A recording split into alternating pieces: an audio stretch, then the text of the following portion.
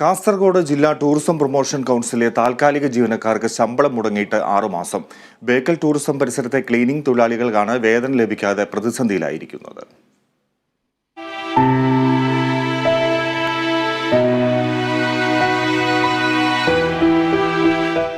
കാസർഗോഡ് ജില്ലയിലെ ഏറ്റവും പ്രധാനപ്പെട്ട ടൂറിസം സഞ്ചാര കേന്ദ്രങ്ങളായ ബേക്കലും പരിസര പ്രദേശവും ശുചിയായി സൂക്ഷിക്കുന്ന താൽക്കാലിക ജീവനക്കാരുടെ ശമ്പളമാണ് 6 മാസമായി മുടങ്ങിയിരിക്കുന്നത്.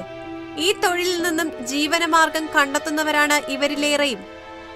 നിത്യവൃത്തിക്ക് പോലും നിവൃത്തിയില്ലാത്ത അതുപോലെയാണ് എല്ലാവർക്കും.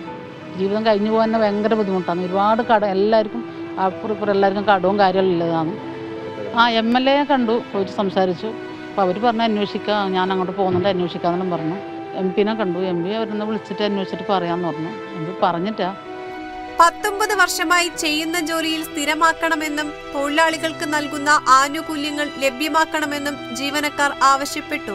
18 വർഷം കഴിഞ്ഞു, ഇതുവരെ സ്ഥിരപ്പെടുത്തിയിട്ടോ അല്ലെങ്കിൽ വേറെ എന്തെങ്കിലും ആനുകൂല്യമോ ഒന്നുമില്ല. ഒരു ഇൻഷുറൻസോ ഞങ്ങളിപ്പോൾ വൃത്തികെട്ട വേസ്റ്റും കാര്യം അതൊക്കെ ഇവിടെ എടുക്കുന്നതല്ലേ. ഞങ്ങൾക്ക് അധികം പൊടിയും അലർജിയുടെ അസുഖവും പിന്നെ എന്തൊക്കെ അസുഖം ഉണ്ടാകുന്നില്ല. പക്ഷെ ഞങ്ങൾക്കൊന്നും ഇൻഷുറൻസോ വേറൊന്നും ഒരു ആനുകൂല്യം ഗവൺമെൻറ്റിനകത്തില്ല. നിലവിൽ അവധി ദിവസങ്ങളിൽ പോലും ജോലി ചെയ്യേണ്ട അവസ്ഥയാണ്.